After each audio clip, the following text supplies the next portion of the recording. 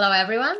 I'm Maria Shimkalian, the Vice Chair of Pennsylvania Film Industry Association, and I'm delighted to welcome Kevin Bacon, who doesn't really need an introduction. So, Kevin, we're so grateful to have you here. And this program really is about connecting people, and you've done so much in that field with the charities, connecting people with the right charities and doing so much for the community besides your amazingly impressive career. So thank you for joining us and thank you for helping us with this endeavor. Thanks for having me. Thank you.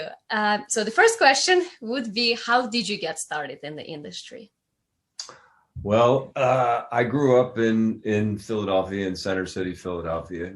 I don't come from a theatrical family. My dad was a city planner in Philadelphia, and my mom was a nursery school teacher.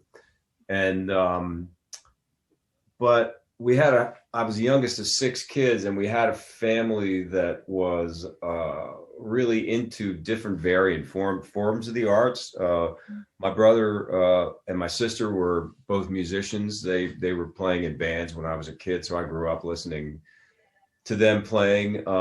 My sisters, some of them were into dance. There was a lot of art, like materials around the house. You could draw, you could paint, there was always clay if you wanted to sculpt something, a lot of instruments. And my mother, one of the first gifts that she ever gave me, she was not really into going to the store and buying toys. I mean, I really didn't have a lot of toys when I was growing up.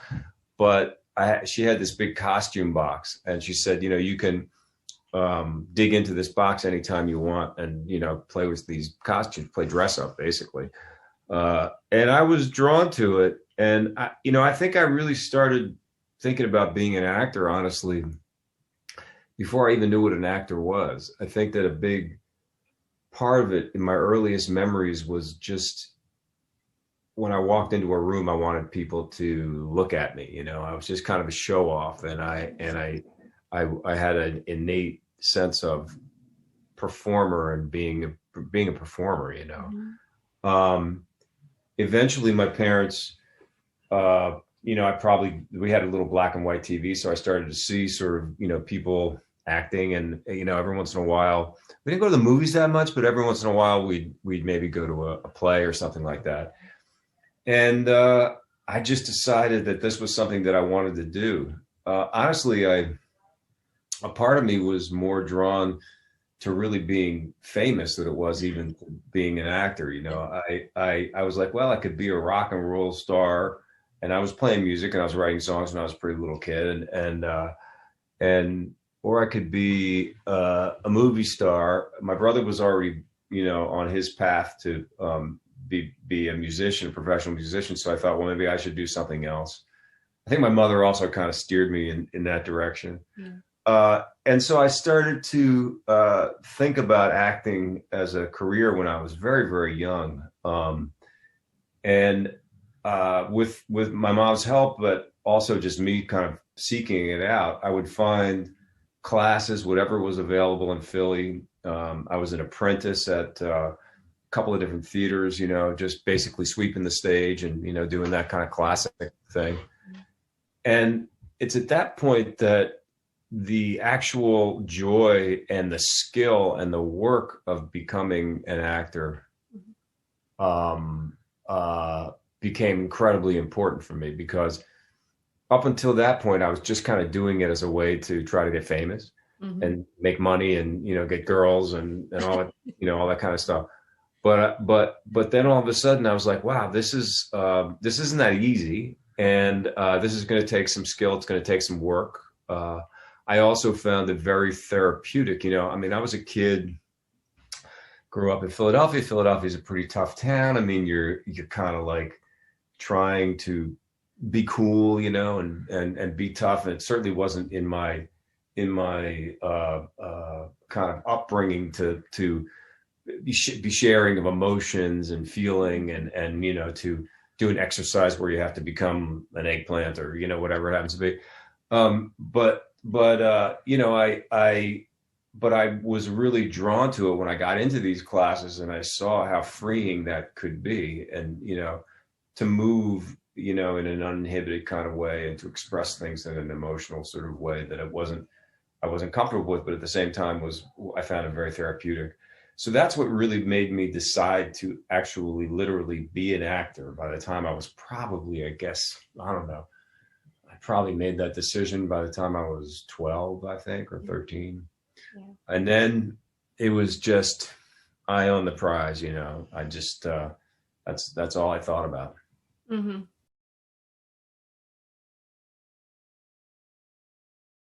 You brought up being famous. So wanting to be famous. Mm-hmm. When you dreamed of that, as many do who are trying to get there, is there something that people need to prepare? Because everybody only thinks of the glamour of being famous, or the fun things and perks that come with it. But what are some challenges that those who are on the path need to prepare once they get there? Well, I can tell you this, you know, it's a very hard thing to describe until you've actually lived it, you know. Yeah. A lot of people have said to me, oh, well, I'm, you know, pretty famous. Like I go into the dry cleaner and everybody knows my name. You know what I mean? You know, I don't like to look a gift horse in the mouth. So I would never take it back. And I have no one to blame but myself for that. You know, I'm the one that really, I'm the one that wanted it. I'm the one that fought really hard for it. Yeah. Excuse me, just 1 second.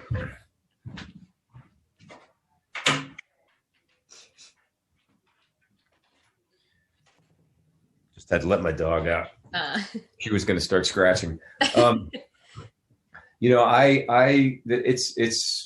it's everything. You know, I was so driven to become famous, but once you really find it, it's kind of weird. I mean, it's in a way, it's sort of like being a freak. You know, you everywhere you go, people are looking at you and treating you in a way that is different than everybody else. You know, and most of that is good. I'd say 99% of it is good. You know, people will randomly just say, you know, stop and say, oh my God, I love you. And, you know, just to have anybody say they love you is like great if it happens in the course of your day. So if it just happens all the time, it's fantastic. And they give you free stuff and you know, all these silly perks. But there are times when it can become a little overwhelming. It can become a little bit exhausting, you know. I think that if you asked about the downfall, I think the biggest downfall is to not really to try your best not to believe your own kind of press or your own legend, and also to know that I don't care who you are in the course of a career, there's going to be ups and downs. Mm-hmm. So, you know, appreciate the times when things are going well. Yeah. But find something outside of your own fame and celebrity and career to embrace and love and work at, so that when things don't go well, which they inevitably won't at some point, mm-hmm. you have something else to be feeding you, to be filling up your heart. Yeah, thank you. And in regards to the ups and downs, at first there are many ups and downs, and mostly it's downs, especially with the rejection. And this is such a business where, you know, your looks really matter, and people can just look at you. I mean, I've gotten the weirdest comments, and I'm sure many did at the auditions. So how do you get over that self-doubt? And I'm sure, like you said, there are moments when you feel like, okay, it's not going to happen. I'm done with this. And then you still go back. So some inspirational stories, some little push for those who are going through that right now. Well, I'll say that I've had that choosing to do this for a lifetime, you have to have an incredibly thick skin. And because as you pointed out very astutely, it's a lifetime of rejection. You know, that's what you're signing up for. you're signing up for rejection and judgment. People are going to, judge the way you look, the way you sound, everything about you is going to be, used as fodder for whether or not you're going to be right or wrong for a part. I think it's especially hard for women. I think that there's just in society, we have a much more kind of narrow view of the way that women are supposed to look or act in television or theater. I do think it's getting a little bit better now, and you go in these auditions, you walk in, there's a million guys, that are like you. I'll never forget, there was a movie that I went up for, and I was starting out. And somehow I thought I was getting this little secret intel that the director of the movie, I think my agent said this, said, listen, by the way, this director, he really likes form-fitting alligator shirts, Lacoste shirt, This is back in the probably late 70s or maybe early 80s, but probably late 70s, where they were kind of that kind of preppy look with the popped collar and the tight Lacoste alligator on there. So of course I didn't have one, but I went out and bought one, and washed it so it was nice and tight. And I went to this audition, and there must have been 25 guys in an alligator shirt, better looking, taller, more muscular, whatever, smarter, younger, older, I don't even know, whatever it was, there was like a lot of guys in alligator shirts. And I was like, wow, okay. And I think when you're in that situation, you somehow have to try your best to believe that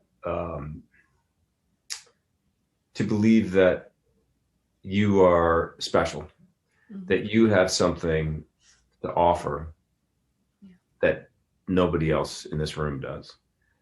Now, whether or not the people that are, casting it, or the people that are going to hire you are going to see that specialness, or whether or not that thing that you have that's special is going to apply to this role or to this, part or whatever. Who knows, but you have to somehow convince yourself, or at least for the moment, that you have something special to offer. And in terms of what you said about, how there's times when you go, okay, that's it, I'm done. That never happened to me. I have to tell you, and it wasn't because I was getting encouraged all the time. I've often said to, people who are considering this career, don't do it. Do something else.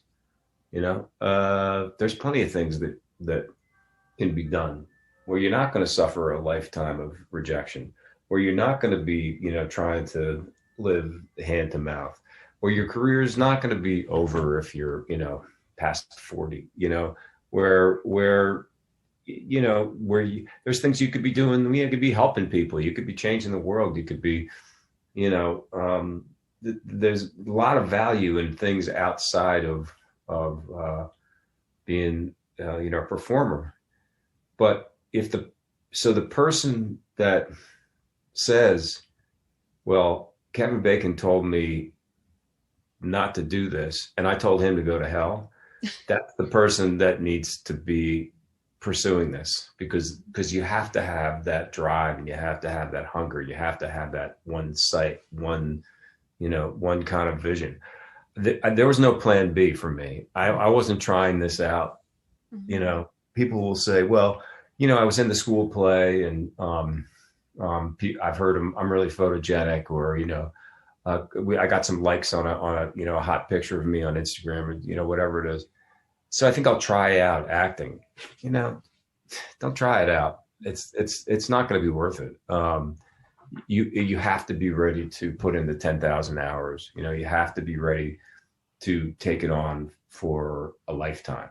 Yeah. You know, if it turns out that you really hit the skids and you can't, you know, support yourself, or you have to do something else. But, you know, like everybody else, I had other jobs, but I never thought of myself as when I was a busboy, I didn't think of myself as a busboy. When I was a waiter, I didn't think of myself as a waiter. When I was working in a shipping, you know, center, I mean, I didn't think of myself as, you know, packing and shipping medical books as a career. This was something that I was doing. I was an actor. This is what I'm going to do from now until the day I die, until I can't do it anymore. So I think you have to have that kind of commitment. Yeah. Auditions is the scariest part of this whole journey. Mm-hmm. Very stressful. But everybody who makes it at some point realized that there were some tricks that worked along the way. So did you discover any such tricks that you can now share that really helped you?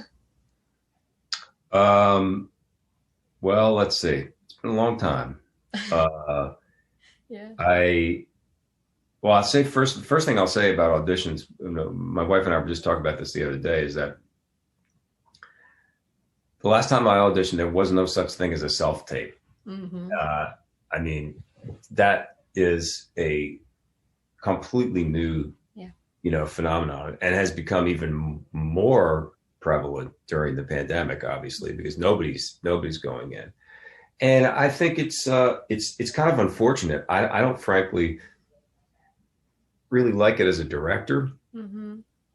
Yeah. I mean, if it's a really small part, you know, you're going to save a lot of time and not having to sit in a room if you're really busy with a lot of other stuff. You know, if you're directing a television thing, you know, like City on a Hill, I've directed the first episode, and it's very, you know, it's a tight schedule. There's a lot of stuff going on. It's fast. And you know, maybe you really don't have 2 hours in the middle of the day, so you can be riding in the van and looking at the auditions on your iPad or whatever, you know.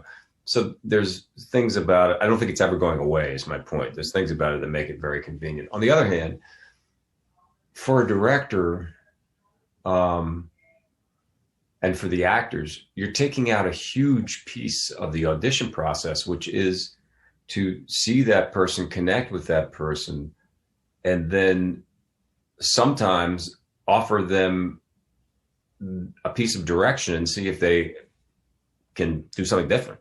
You know, and a self-tape just doesn't allow that, you know. So I'm not a big fan, I mean, of it. I think it's, like I said, I think it's here to stay.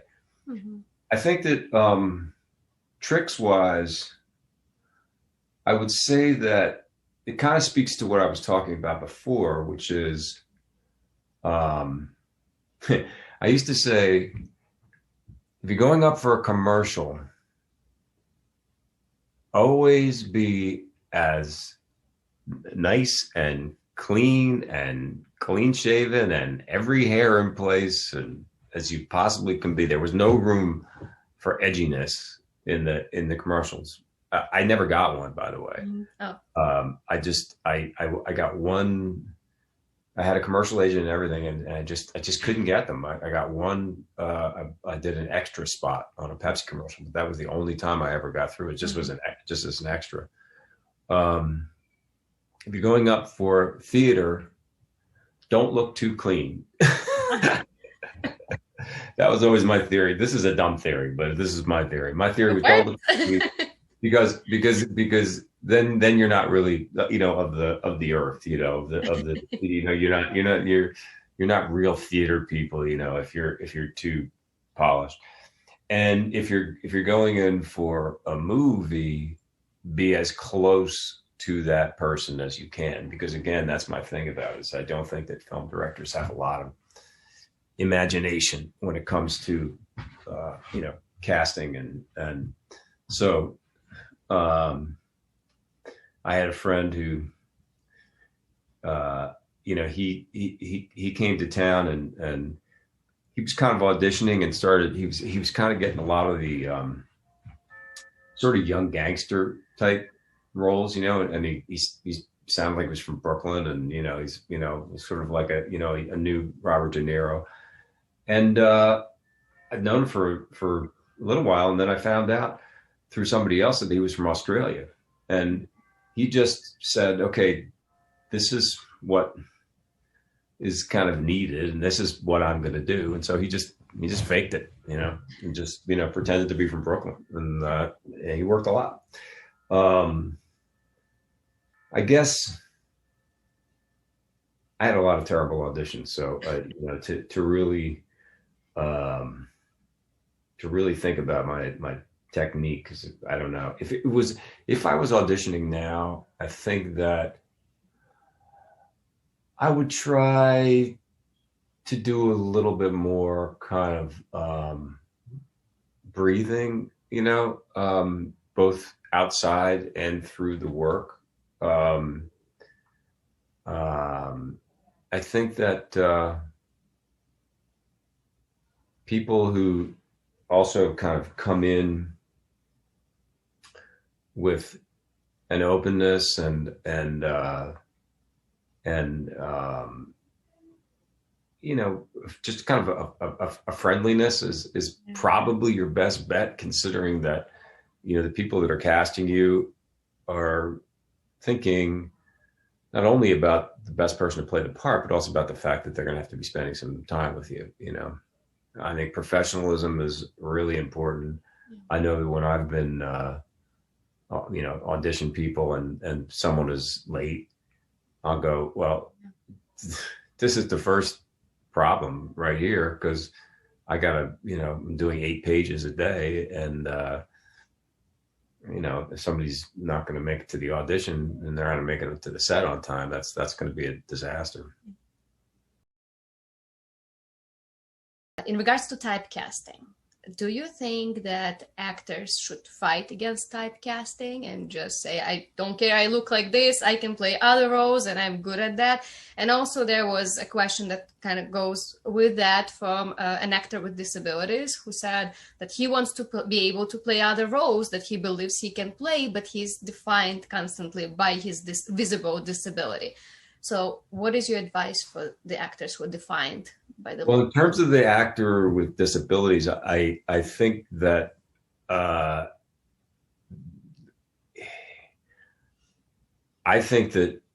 we're at a point right now where which I would think is, hopefully we've come a little bit farther in terms of trying our best to cast without 100% keeping these making these, you know, whatever it is, disabilities or gender or race, or, you know, putting these limitations on how you can see a role.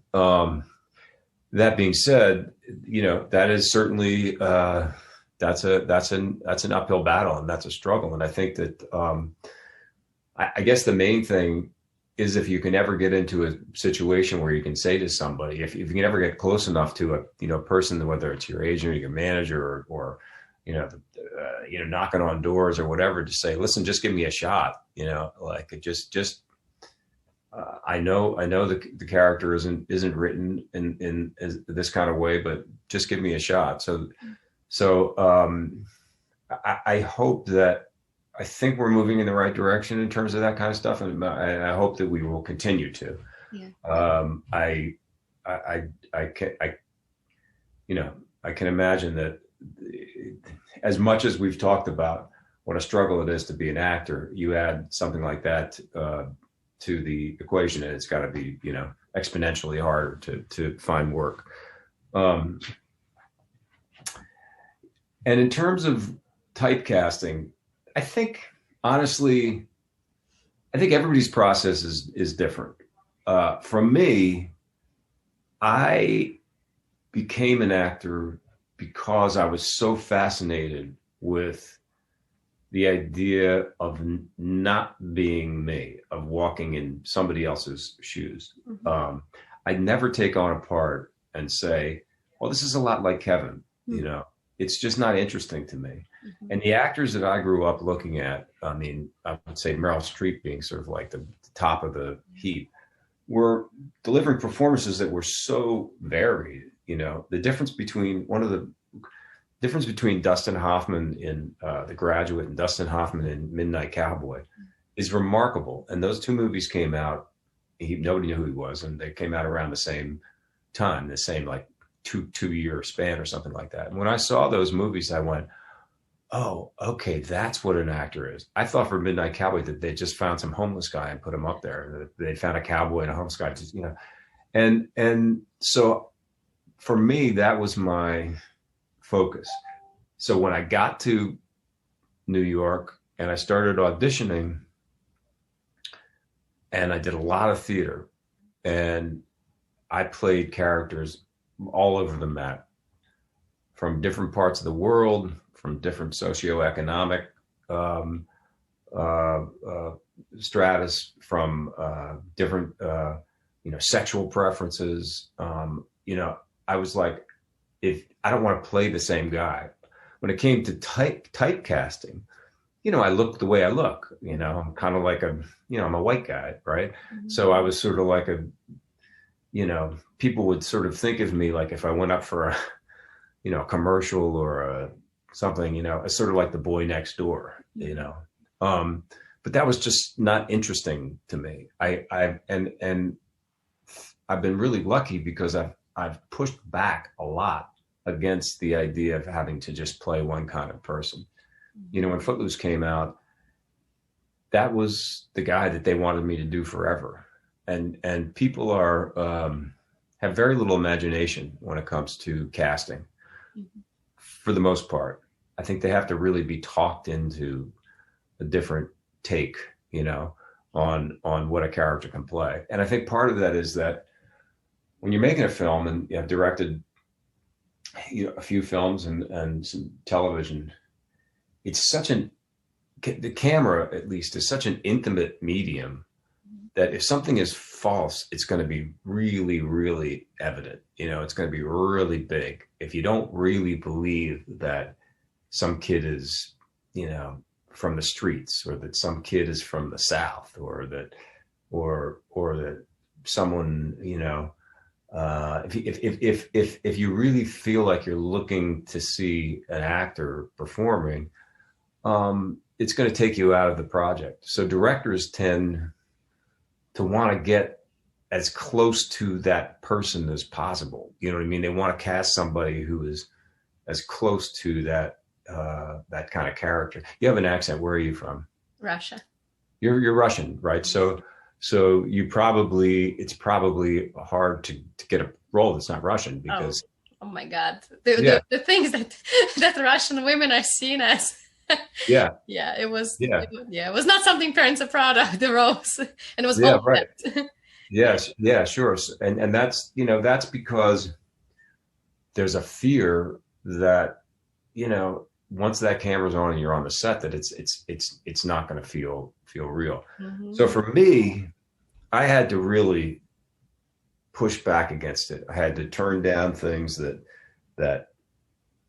were too much like the last thing that I did. I had to take on as many different kinds of parts, even in things that weren't necessarily, good. I had no fear about, playing any kind of character. I'll do anything. Yeah. And I've been really, really lucky and grateful and part luck, part work, that now I get offered things all over the map. It's not just one kind of guy. Yeah. All that being said, there's another way of looking at it, which is you have something that you're really good at, and there is a need for whatever that thing is. And you go in, and at least to get a foot in the door, you do a really great job at that type of a thing. I mean, there's actors who, I got a friend, he's like the comedy guy. He's just funny. He just is. He's like a nerdy, funny guy. And, does he get frustrated that that's the way people see him. Yeah, but he also gets a lot of work.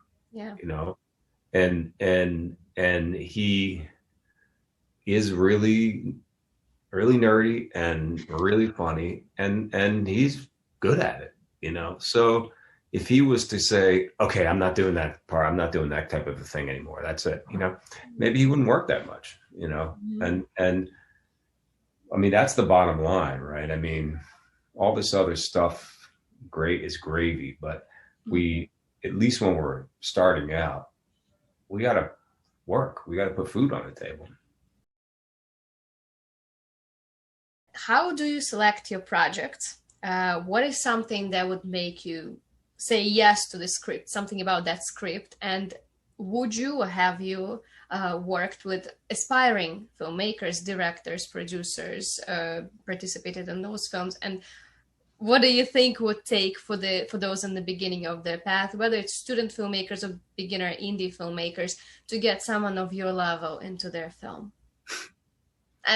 Into a student film? I don't know. Would it be possible? Take an act of God. No. Let's see. Well, how do I choose the projects? Yeah. First off, I think it starts with character always for me.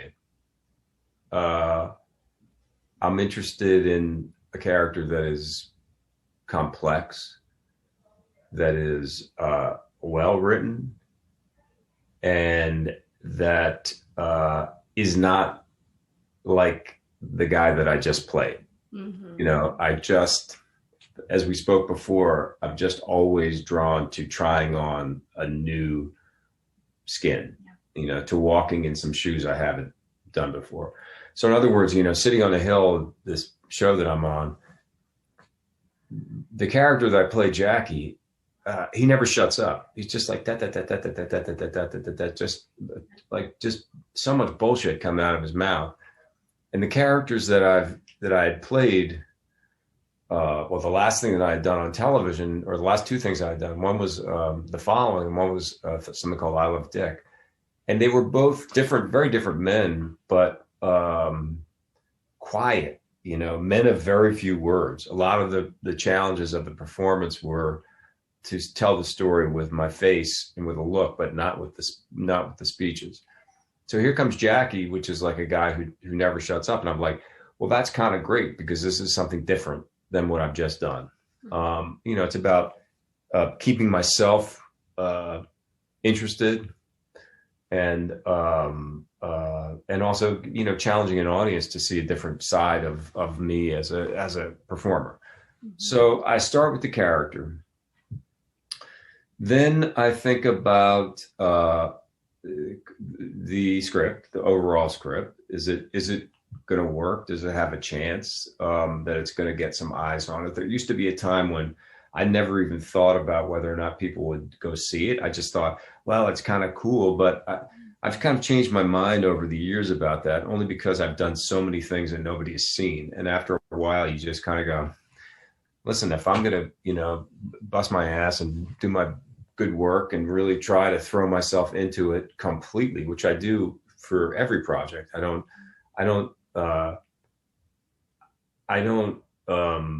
act. My level of attention to the project does not relate to how much I'm getting paid, is what I'm trying to say. I do the same kind of work that I do in a tiny little role in a tiny little film as I would in a, you know, X-Men movie or something like that. So I now feel pretty strongly that I want to do things that I at least think have a chance of having people see them, you know. That's a really hard thing to determine. You know, if I could, then every movie I would be in would be a hit, you know, or every TV show or whatever. It's very hard to know from a screenplay. Mm-hmm. Obviously, I think about the director. I'm about to put myself into the hands of this person who is gonna, you know, for at least a few, you know, couple months or whatever of my life be like a very, very important, person to me and to my career. And I want to make sure that they have, or at least seem to have, a vision, and that we're going to be able to work in a mutually respectful kind of working situation. And then the rest of the cast, if there's other people who are already attached to it, if there's producers, what kind of distribution does the thing, there's a lot of stuff that goes into it, but it starts with character. And in terms of student films, I mean, not necessarily student, maybe just some indie films that are lower budget where people are starting. Yeah. Well, if you look at my career, I've done a lot of indies and a lot of very low budget movies. And I've also worked with a lot of first-time directors. Barry Levinson was a first-time director when I worked with him on Diner. John Watts did a movie called Cop Car, went on to do Spider-Man. There's been a lot of first-time directors. Nicole Cassell did the Woodsman down in Philly, and she went on to do the Watchmen. Again, if I feel like this person has a vision and has an idea, then I'm there. I'll put myself in someone's hands, because everyone has to do their first movie, Spielberg did his first movie. Somebody said, okay, I'm going to give you a shot, Kurosawa, whoever it is, Scorsese, somebody said, okay, I'll be in your movie. I think one of the things that's difficult for filmmakers is, well, there's a lot of stuff that's difficult. Certainly, if you make a film and you say, well, I want to be able to reach this actor, famous actor, successful actor, it's a tough road to get to them. It is. And I have to say, being on the other side of it, I'm glad it's tough, because otherwise,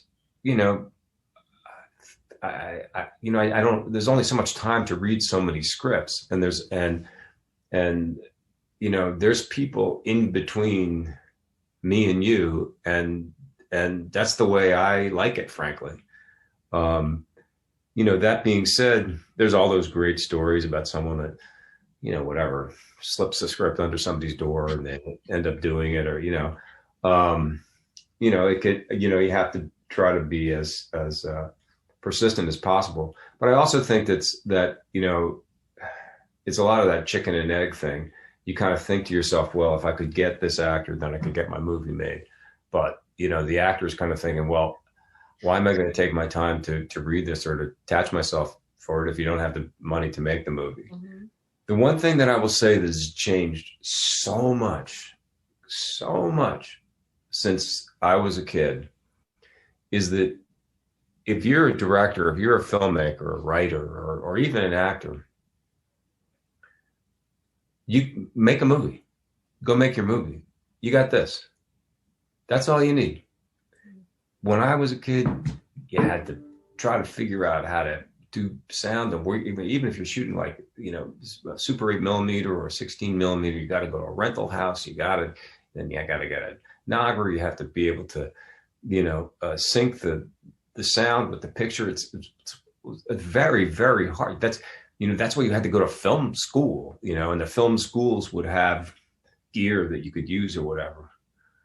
But if you are sitting there going, I want to make a movie, make a movie, get your friends, get an iPhone, use an editing platform. You'll learn so much. I mean, and actors, I feel the same way. Actors are like, well, I don't have any. I mean, an actor is so hard because you can't practice. If you're a musician, you can just, pick this up and just, you can practice. You just practice. You sit in your room, you play all the time, if you're an actor, it's very hard to sit in your room and practice, because what are you going to practice? And it's not really something that is supposed to be done into a mirror. It's not, you can go to class, but you could make a movie. You could, get a tripod or a selfie stick and get a friend and actually shoot a scene and do coverage and see what that is. I think it would be extremely helpful for coming onto a set for the first time. If you're talking about film or television, the first time I walked onto a set, it was Animal House. It was my first movie, and I was just completely overwhelmed. I mean, I looked around, I was like, what's that thing? That's a crane. And then the thing, and they're measuring stuff. There's a guy with tape. He's measuring to me, and I'm supposed to stand on this piece of tape and hit over here. And the guy says, well, you're looking the wrong side of camera. I was like, wow, I had only done plays. And I was like, I don't understand what's going on here. This is nuts. So, if I had been able to shoot something or shoot my own movie, I think I would have been a little bit more ready for it. You're from Philadelphia, so you're familiar with our area, and we're trying to bring more films to Pennsylvania.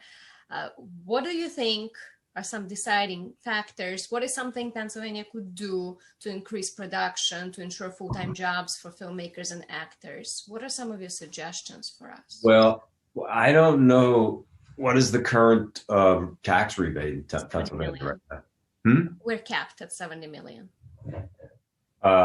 But I mean, that's but what is it? What's the percentage on the? If over 60% is spent, then you can get 25%. 25%, right? Okay. So I don't know. 30 with some adjustments and changes, but it's about then. I mean, listen, I don't know that much about it. Traditionally, though,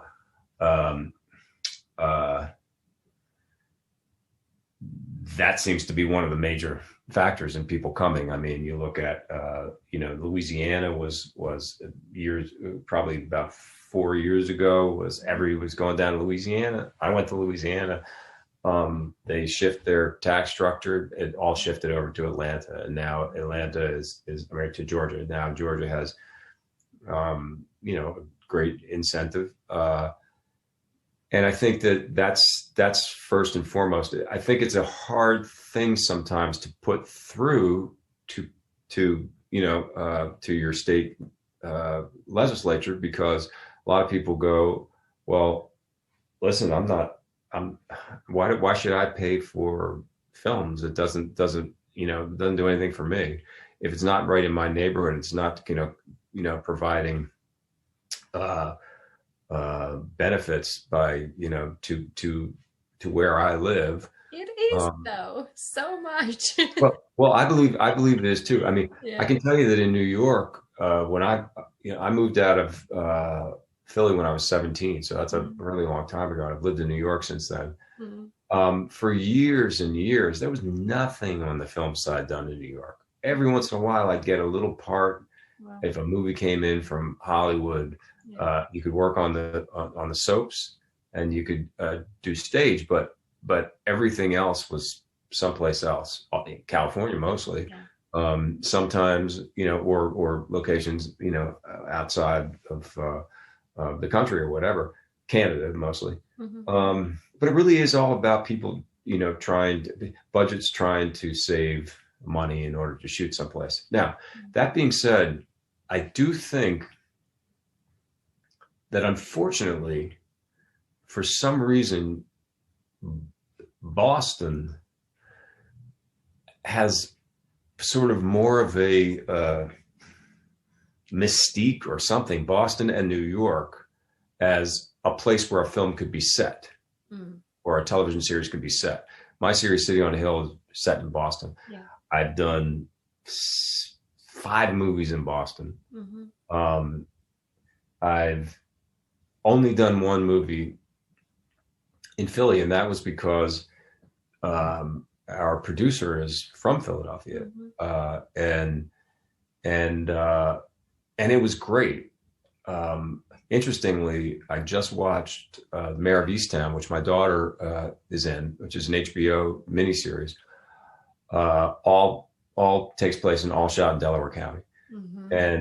And it's really great because you're finally hearing some actual Philadelphia accents. Like they did a really nice job with the Delco accents. Yeah. And it really looks and feels very much, you know, like southeastern Pennsylvania. And I hope that would in you know continue. I would love to work down there. I'd love to play a character from Philadelphia. I just don't. It just never happens for me. And I'm not quite sure of the reason. Well, you have M. Night, right? So he's committed. He's shooting committed all the time. Yeah. Yeah, which is great. Which is great. I love that about him. Yeah. Well, we just had a movie with Idris Elba also here. Concrete. Oh yeah, I just saw it. I saw it the other night. Yeah, it was fantastic. Yeah. Yeah, it was really. Yeah, I just watched that. And it was, and you know, again, I love to see content that is shot there. Mm-hmm. Also because I'm always kind of pulling for Pennsylvania, but also it just seems to be sort of like an untapped kind of setting.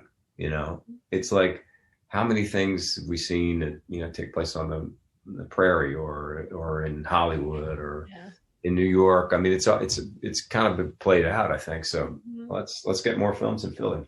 Oh, I'm hoping. Thank you. We're working on it, so we'll get there. Thank you. Besides being so busy in films, besides your impressive acting career, you're also committed to charity, and you've done so much. And your amazing charity, 6 Degrees. Can you please share first, how do you find time for everything, and second, can you please share how we could help your charity and support it? You know, I'm just somebody that like wakes up and I want to do something. So, you know, finding time, I just find the time. You know, it was a silly game that was started in the 90s, you know, 6 Degrees of Kevin Bacon, these guys, actually I think it was a Pennsylvania college, came up with the idea that I was connected to people through 6 Degrees in the film industry. Yeah. And it didn't go away. I was like, oh God, this thing is so annoying. This dumb thing people keep talking about. I'm so over it. And then I was kind of inspired by Paul Newman because I knew Paul, and he kind of took his brand and, you know, he likes to cook, put his face on the jar of tomato sauce and raised hundreds of millions of dollars for different charities. So I thought, well, that's a really cool legacy. So I obtained 6degrees.org, and knowing nothing about how to kind of do philanthropy. So we do a lot of different kinds of things. We sometimes connect celebrities to causes that they care about and kind of, you know, share that. Sometimes I'll do things where I'll just kind of be on the road and drop in and, you know, give a little support to people who are down there on the ground. We're a little bit all over the map because I'm sort of all over the map in terms of the things that I care about. You know, I care about social justice. I care about the environment. I care about hunger. I care about, you know, it's just, you know, education. There's all these things. So we don't have just one specific focus, you know, but we do a lot of different kinds of things. The last thing that we produced was a television show called Play On, which was during the pandemic, and it was a music show where there was no audience, but it was a lot of really great musicians getting together and playing and raising money. And we raised a bunch of money for the NAACP Legal Defense Fund and Education Fund, and another great organization called Why Hunger, which deals with food inequality. And so we're always looking for the next thing, but it's been very, very rewarding. I think I got to a point in my life where when I started out, I was so incredibly self-involved and you know, so being an actor, I kind of felt like I can't think about anything other than me, you know, and getting ahead and my hunger for all that. And I think that it's, you know, when I got older and I had children and a family, and you know, I kind of went, well, maybe there's a way to give back a little bit. Yeah, well, that's not a little bit. You're giving back a lot. I looked through your website and how much you helped all these different charities. It's incredible. Thanks. So, Kevin, thank you so much. It's been amazing. You're fantastic, and the fact that you found time for this is incredible. So thank you for giving back. And just last words of guidance, advice, mistakes to avoid, something that you'd like to leave our viewers with. Well, I like to say that there's no secret to longevity. Longevity is the secret. So if you can just hang in there, yeah, just hang in there and don't expect anything to come without work. You know, you have to work. You have to work hard to get the things that you want, and that applies to anything. Don't be afraid of of putting in the work.